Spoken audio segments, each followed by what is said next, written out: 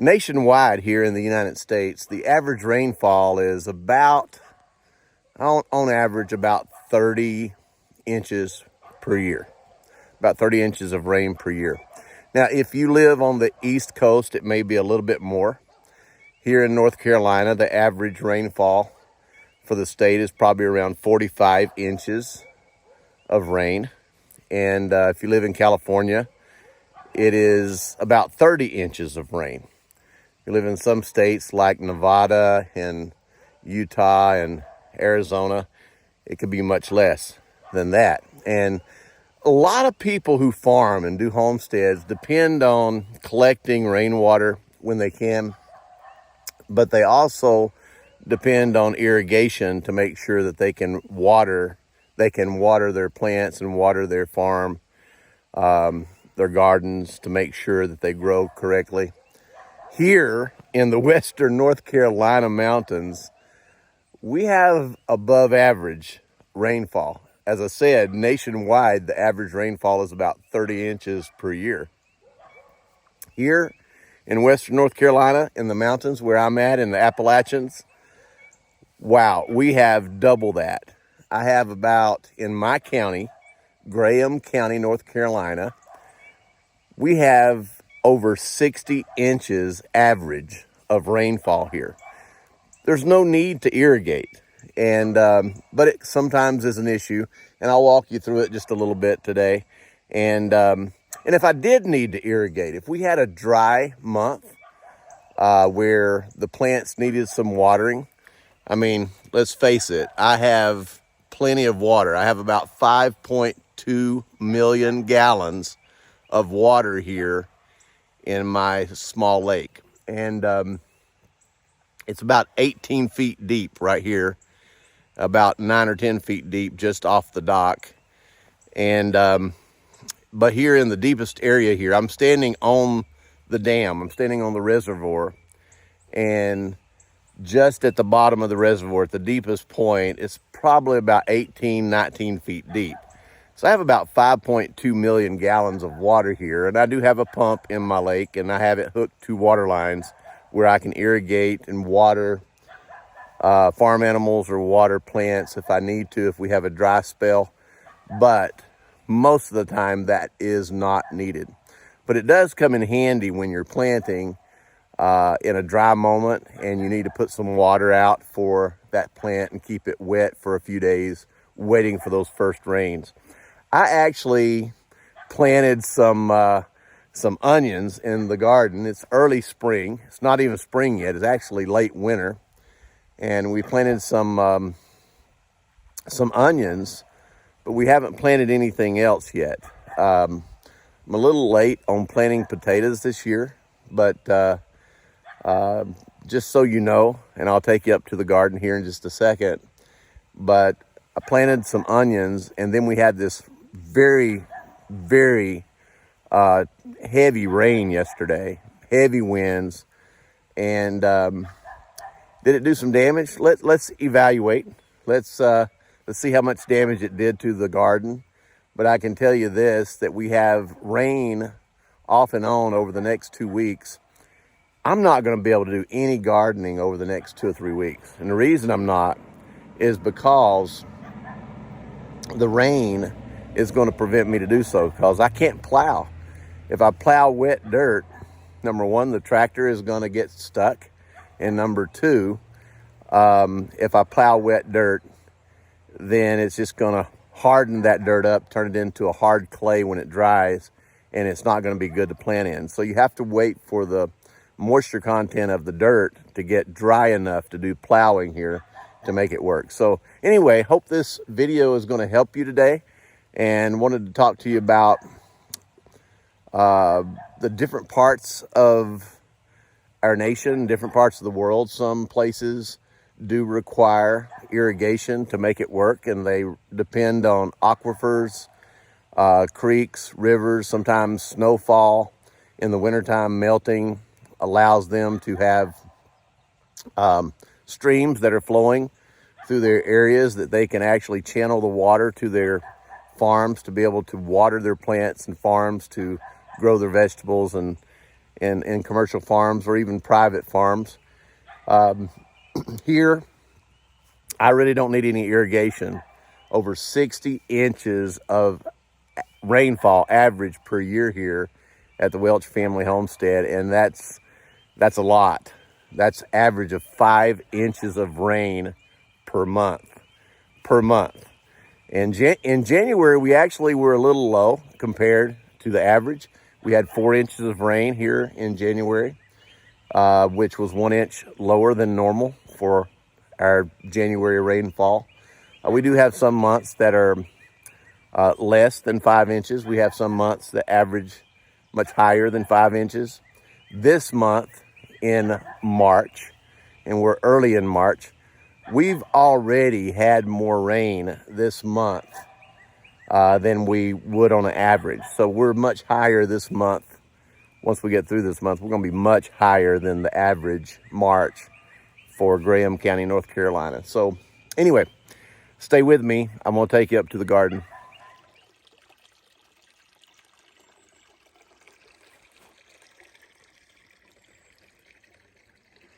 So this is our stream that goes through Welch family homestead, and it runs constant all year long. Very clean water, and it's fed by hundreds of small springs coming through from the mountain up on the high part of the mountain, out of the rocks.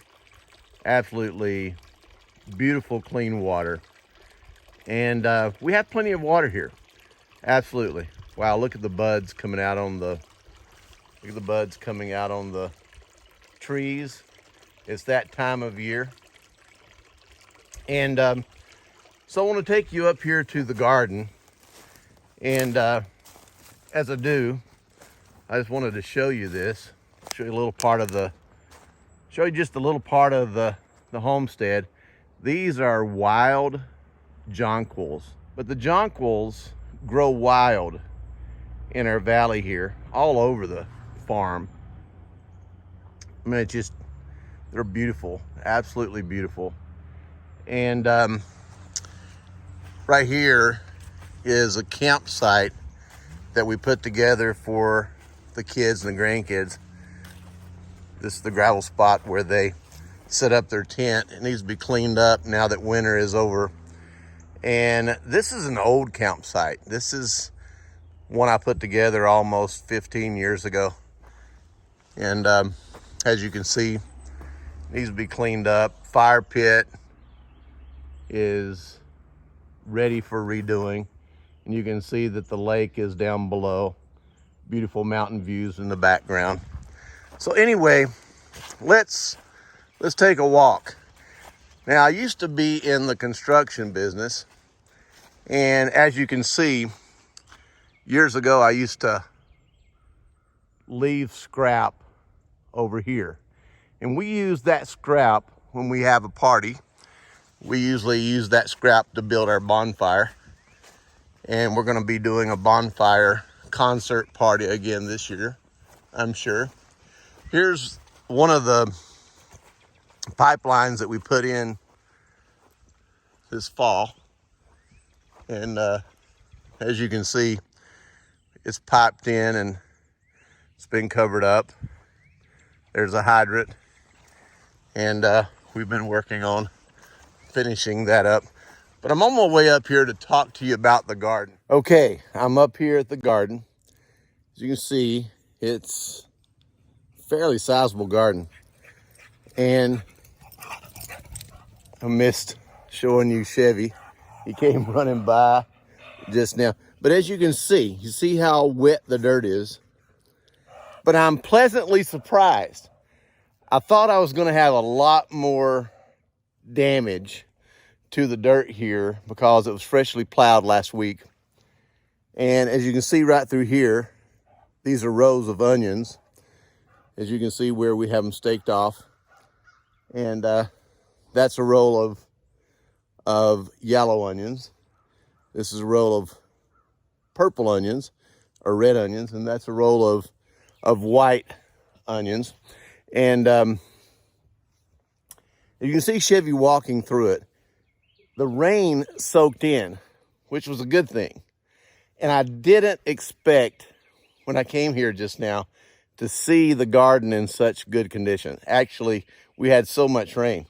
And I expected to see a big trench right about where Chevy's at, all the way down through here, cut with all this loose soil from the rain. I thought it was just going to cut a big groove through the garden. But I plowed it very deep. And I tell you what I think happened. I think all the water that came through here soaked in, which it did, instead of washing the soil on down through here, which was an amazing thing, because I didn't expect that, because we had a rain a few weeks ago that was a lot of rain after I plowed and was preparing for the garden, and it did cut a little bit of a trench, but I repaired it and we kept plowing, and it made such an amazing difference. I guess when you plow deeper and deeper, it allows the water to soak down even better. So it's a very sizable garden. We're going to have many different types of vegetables: corn, tomatoes, okra, squash, carrots, turnips, salad, all types of vegetables, especially green beans. I love green beans. I don't know about you, but I love green beans. So anyway, we didn't have a lot of damage to the garden. It looks actually really good, and I'm very pleased from the results of the effects of the rain, because I absolutely thought I was going to have a washed out area here and some of the onions washed away. So thank goodness that we came out great. And this garden is looking great.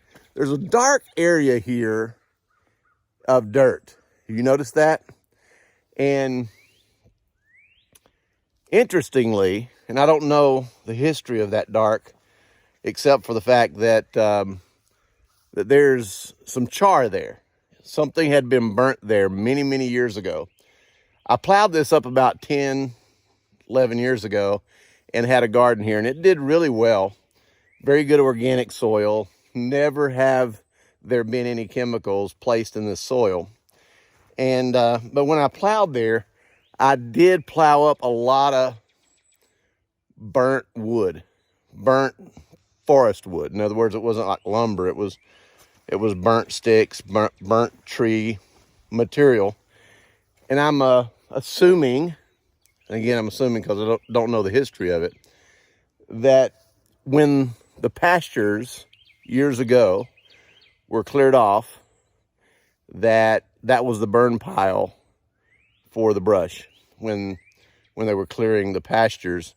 And it is a dark spot in the garden. And I also noticed that certain vegetables in that area do very well, and certain vegetables in that area don't do very well. So consequently, you know, and you can do studies on this about how that char in the dirt, kind of like ground up charcoal in the dirt, does very well for certain plants. Certain plants it does not do as well. In this area here, where I have plenty of char from that old fire that was there probably 100 years ago, I'm going to make sure that mostly in this area here is corn, because corn does very well in that charred soil. Anyway, let me take you around to a couple of other areas in the Welch family homestead during this video, since I can't really show you any damage to the garden today. I thought there were going to be some damage after the rain yesterday, but there wasn't. Thank God. Absolutely. I'm very thankful. And hey, Chevy. Hey, buddy. Come here.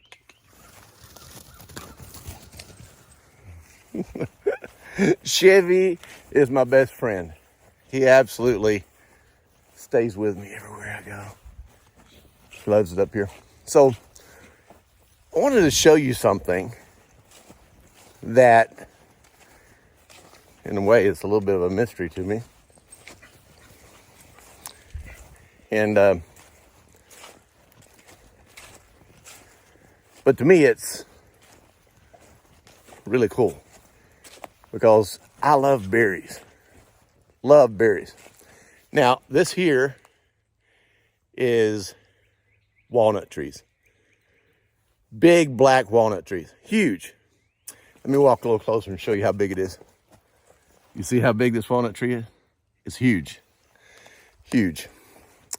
I actually even put a swing here for the kids. Hangs off this big giant limb. But between these walnut trees, and there's several, look at all these beautiful jonquils growing around these walnut trees. But take a look at this. This, in the middle of all these jonquils, are raspberries. Now, it's the only place on the property that I've been able to find raspberries. As you can see, these are called raspberry canes. And as they come up and then they turn back down, they'll root again, and then they'll make a new one. And these will all have raspberries on them in just a month or two, and they'll be absolutely delicious. And now, were they planted here? Yes, I'm sure they were. Now, were they planted by a human? I don't know. Sometimes birds will eat a berry, and then they will digest that berry, and the seeds will come out the other end, and maybe a bird was perched up here. Could have been a turkey, because sometimes the wild turkey will get up in the trees here, and their droppings will hit, and if it has a seed in it, like a raspberry seed, could be a blackberry seed, could be other seeds, that sometimes can come up and turn into a harvest for me and you. So that's so cool, isn't it? So thought you might enjoy that. So that's walnut tree, walnut tree, walnut tree. Now up here, hard to see, but I planted about 15 years ago. I planted some of the walnuts from these trees because I knew they were getting older. I don't know how long they'll last, but probably longer than me. So I planted some walnut trees up here just to see how long it would take before they would start producing walnuts. I love walnuts. These are black walnuts, which have even a more stronger taste, much stronger than the English walnut. The walnut trees that I planted up here have already started producing walnuts. And really, these small walnut trees are producing even more than these big ones, which is surprising to me. So, long story short, it pays to do certain things, not knowing how long it's going to happen in the future, as long as you know it's eventually going to happen, whether you enjoy it or the generations after you enjoy it. And I'm going to do a lot of things here on the Welch family homestead that I will be planning ahead, not just for what I will experience in my lifetime, but for what my children and my grandchildren will experience in theirs. Now, we're not in spring yet. We're in late winter, but you can already see that the grass is starting to get very green, and it won't be long, in just a few weeks, we're going to have to start cutting some grass. A lot of it. Anyway, thank you for joining me here today at the Welch family homestead. It's a little chilly this morning, but it's been an enjoyable moment here of me being able to walk around and just share with you some of the details after the big storm yesterday. And if you live in a dry climate and you have to irrigate, I understand. And there's ways to do that. We'll go over that in some future videos. But here, where we're at, I don't have to water anything. Many times you see people out west, they're having to irrigate to make hay. We literally could cut hay here 4 times a year, maybe 5, and never have to irrigate whatsoever. Isn't that amazing? We have natural water coming down from the clouds all the time. Over 60 inches of average rainfall per year here. Not only that, above and beyond, as a bonus, we also get what we call heavy fogs in the mornings. The fogs sometimes are so thick you can't see 100 yards in front of you. And that is a moisture as well. So as the clouds come in, we may not be getting rain, but we're still getting moisture, which is very good for plants. But if you study plants, some plants are not made for a high humid climate. I have a high elevation, high humidity. Some plants do not do well in extreme humidity. They will have root rot, or they will have other issues. You have to know your plants. You have to study your plants. And again, in the future videos, we'll go over some of those as well. Anyway, to your health, to your happiness, thank you for joining me here at the Welch Family Homestead. God bless.